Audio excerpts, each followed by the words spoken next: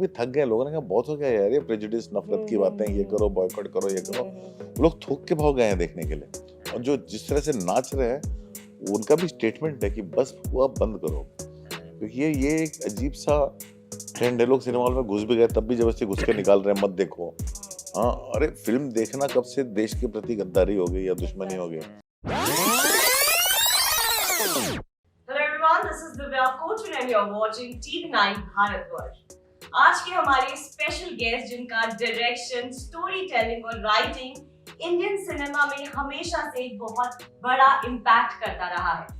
His art of making incredible low budget films, he is an institution in himself. आज हमारे साथ है almost प्यार विद डीजे मोहब्बत के writer and director Anurag Kashyap and the lead actor Karan Mehta. Welcome to TV9 Bharatvarsh. Thank you Divya, thank you. आपकी voice बहुत strong है। Thank you. मैं भी वही देख रहा था।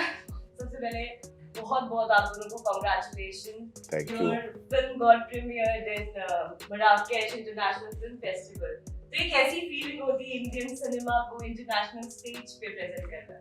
मतलब मैं तो बहुत, क्या इसको पूछो। बहुत प्राउड फीलिंग है, और खास करके क्योंकि मेरी पहली फिल्म है और मैं इतना कुछ एक्सपीरियंस कर पाया हूँ इतने लोगों के सामने, और इतने सारे फिल्म मेकर जो इतने जाने माने हैं, Oscar winning, Oscar nominated actors, directors, writers, और सबके साथ बैठना, उनमें से कुछ ने फिल्म भी देखी है और अच्छी भी लगी है। तो it's like a dream, you know. I was सपना जो है, हाँ, सच हो रहा था। So I'm getting goosebumps just talking about it. You know, it's like it's amazing. It's something I can never forget. And also यार एक एक्टर का सपना होता है अनुराग कश्यप के साथ काम करने का। And your first film with him, like how is this feeling? मैं अभी भी अपने आप को पिंच करता हूँ। अभी ये भी गूज़बम्स आ रहे हैं कि ये सच है कि नहीं है। It all happened so organically and just हम बच्चे थे, हमने शॉर्ट फिल्म्स बनाई, सर ने देखी, सिलेक्ट किया, बहुत सारी वर्कशॉप्स कराई, फिर अलाया ऑन बोर्ड आई बाद में, फिर पिक्चर आई, और एक्सपीरियंस काफी साल दिए इसने मुझे। जी, बहुत भरोसा दिया और बहुत साल दिए, जो मेरे लिए बहुत बड़ी बात है। मैं उसी पे काम कर पाता हूँ, भरोसे पे। अनुराग जी, आपने अलग अलग तरीके का सिनेमा बनाया है। आपकी जो लव स्टोरी को लेकर जो प्रोजेक्शन है वो बिल्कुल डिफरेंट है। हमने DD में देखा, मन मर्जिया में देखा, तो ऑलमोस्ट प्यार विद डीजे मोहब्बत है। इसमें ऑडियंस अनुराग कश्यप का कौन सा साइड विटनेस करने वाले हैं? ये आज की जनरेशन कैसे देखती है प्यार को? पूरा जेनजी या मिलेनियल्स? हाँ, मतलब मेरी बेटी की जनरेशन बोलूंगा, मुझे जेनजी और मिलेनियल के बीच में ज्यादा फर्क नहीं पता। जो मेरी बेटी की जनरेशन है, और ये मेरी बेटी ने ही करण को ढूंढा था, इसकी शॉर्ट फिल्म दिखाई थी, तो वो लोग कैसे नेविगेट करते हैं जिंदगी के थ्रू, और वो कैसे उनकी लड़ाई उनके माँ बाप के साथ, जैसे मेरे साथ क्या है, और वो कैसे अपने आप को ढूंढ रहे हैं। तो वो जो है वही उस फिल्म में भी है, वही इस फिल्म में भी है। और दो अलग अलग कहानियां हैं, एक लंदन में है, एक ये है, और दोनों कहानियां कैसे जुड़ती हैं, उनको सूत्र में बांधने वाला डीजे मोहब्बत है जो विकी ने रोल किया है। मैंने पढ़ा है कि जब आप ये फिल्म लिख रहे थे तो आपकी बेटी के साथ जो आपका कॉन्वर्सेशन था उसने काफी मदद की राइटिंग में। काफी मदद नहीं, मेरी आंखें खोली। तो ओवर टाइम आपको क्या लगता है कि किस तरीके से जो रिलेशनशिप है वो इवॉल्व हुए हैं? चीज़ें बदली हैं। हम लोग की वो जनरेशन थी जहाँ हमको बचपन से कंडीशनिंग थी, हमारे माँ बाप को पता है हमसे बेहतर कि क्या करना चाहिए ज़िंदगी में, और माँ बाप को अक्सर वो लगता है वो ज़्यादा अच्छा जानते हैं, क्योंकि उन्हें ज़िंदगी जी होती है और सारा सब कुछ। और मेरी जो दिक्कतें थी उस समय कि मुझे फिल्म बनानी थी, इतना पढ़ाया लिखाया था, माँ बाप को समझ नहीं आता कैसे करेंगे।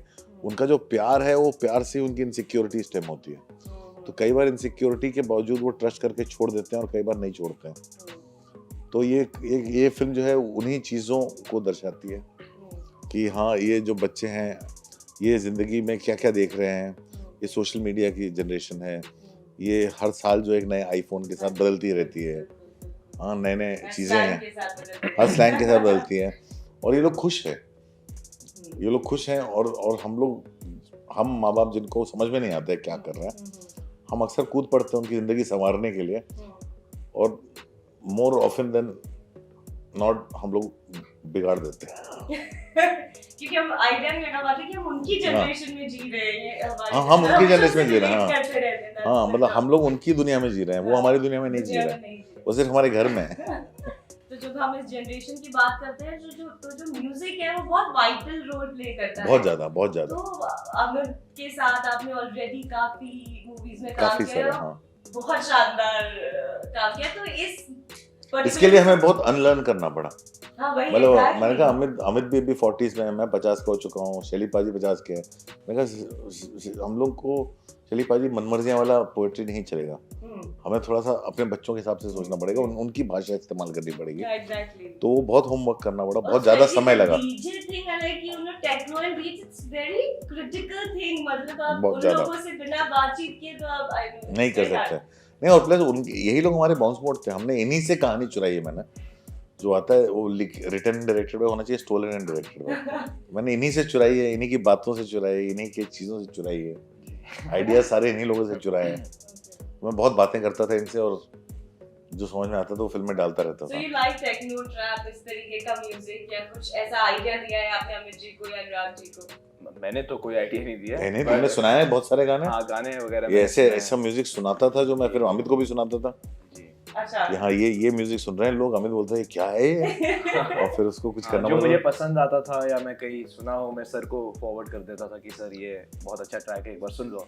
अच्छा। और कई बार सर का मैसेज आया कि बहुत अच्छा ट्रैक है, इसको कुछ ना कुछ यूज करेंगे, कुछ ना कुछ करेंगे। अच्छा करण, आपका रिजेम्बलेंस रणवीर सिंह के साथ जो है लोग कर रहे हैं, तो इस पर क्या रिएक्शन होगा? ये मैं भी थोड़ा सरप्राइज लगा था कि मैं इसको रोज देखता हूँ, तो मुझे भी मैंने अभी सामने बिल्कुल नहीं लग रहा, लेकिन जब मैंने ट्रेलर देखा तो मुझे भी कहीं ना कहीं क्लिक हुआ, but now I think it's not. मुझे नहीं दिखा कभी रिजेम्बलेंस। लोग पूछते हैं मुझसे, मुझे रिजेम्बलेंस नहीं दिखा। मुझे इसकी अपनी एक यूनिक पर्सनालिटी है जो मैंने किसी की नहीं देखी है, तो मैं तो उसी को देख के मैंने कहा था कि ये स्क्रीन पे बहुत अच्छा लगेगा। लेकिन लोगों को ये रणवीर सिंह दिख रहा है, तो अब मालूम नहीं अच्छी बात है बुरी बात है, लेकिन गली बॉय की वजह से, या तो वो एक I don't know, there is some resemblance. तुम्हें कैसा लगता है, अच्छा लगता है कि बुरा लगता है जब लोग? मुझे ये जानना है। मैं तो ऑनेस्टली कहूँगा मेरी खुद की पर्सनालिटी है, बट अब जो लोग कह रहे हैं ठीक है। It's also a compliment, like या 100%। it depends on you, like how you're going to take it, but yeah, it's a compliment, like Yeah, that I was should take it all well on. as a compliment. Yeah.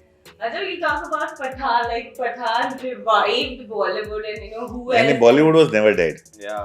Yeah, Pathaan but is- like, but you know, still like there was. It is going through a phase. वो phase तो post pandemic सबका चल रहा है।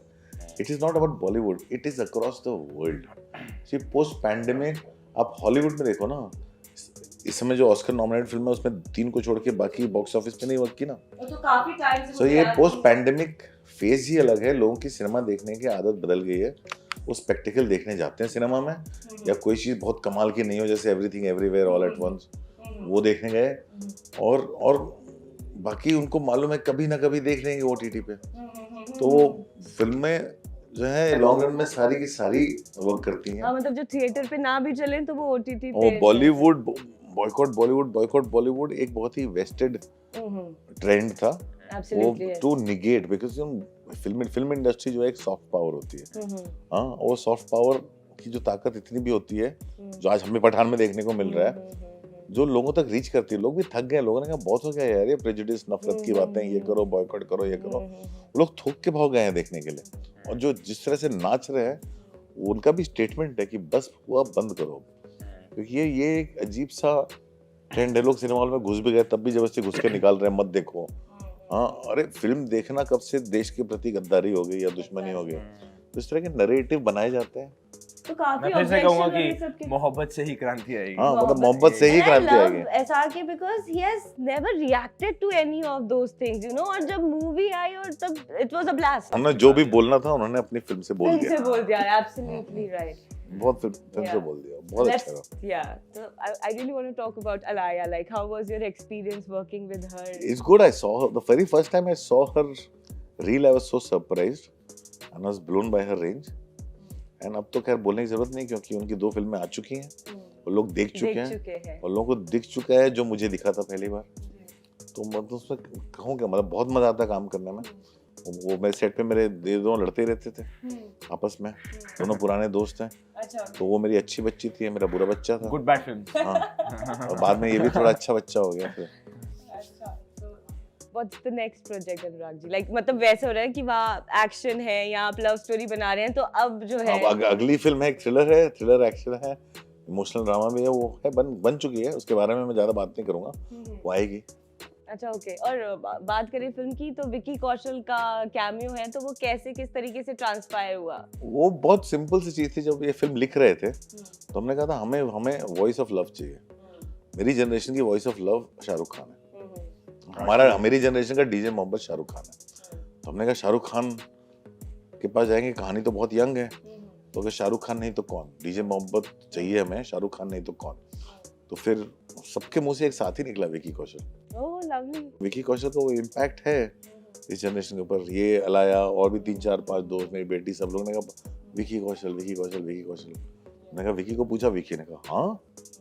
नहीं, पर sir मैं honestly credit लेना चाहूंगा कि सबसे पहले मैंने बोला था कि अच्छा उसके पीछे क्या रीजन था? मुझे आप एक रीजन बताएं। बस पता नहीं, सर ने सवाल पूछा, पहला नाम बस वो वाइब को सूट कर रहा था, क्योंकि सर भी एक्सप्लेन करते थे कि डीजे मोहब्बत क्या है, कौन है, किस तरीके का है। विकी की एक ऑनेस्टी, एक सिंसियरिटी जो है वो ट्रांसलेट करती है, वो इतनी ज्यादा विजिबल है कि if you see the fan following of Vicky amongst women and everything else is like कि हाँ यार इस तरह का लड़का इस तरह पैदा चाहिए। तो वो आई थिंक उसकी वजह से सब लोग के दिमाग में एक ही नाम था। तो मैं तो खैर इधर उधर ढूंढ रहा था, जब सबने मेरे को बोला विकी कौशल, तो फिर मैं सीधा विकी को पूछा, क्योंकि विकी के साथ मैंने भी मनमर्जियां की थी, सारा सब कुछ। मैं कहा विकी को मैं special appearance, special role, cameo के लिए पूछ रहा हूँ। तो विकी बोला सर आप ऐसे सोच भी क्यों रहे हो, मैं आ जाऊंगा। आया और उसने कितने अच्छे से शानदार तरीके से किया है DJ Mohammad. I don't doubt that. बहुत सुंदर, मेरा इतना सुंदर लगता है वो डीजे मोहम्मद। और वो पूरा प्रॉपर उस फॉर्मेशन में I can like visualize him going so deep into that. अभी तो गाना बस 15 मिनट में रिलीज होने वाला है विकी वाला। अच्छा देखोगे तो दिख जाएगा कि हाँ ये है DJ Mohammad. Perfect. I think Anurag ji, it's my personal opinion. This is something which I'm not a Gen Z, I'm a millennial, but I think still I'm so going to relate to this movie. Everything is amazing about it. Like because अभी तक तो जितने लोगों ने देखा सब बहुत बुरी तरह से जुड़ रहे हैं। So let's see what happens. So all the very best for the movie, and thank you so much for talking to TV9 Bharat. Thank you so much, Divya. Thank you.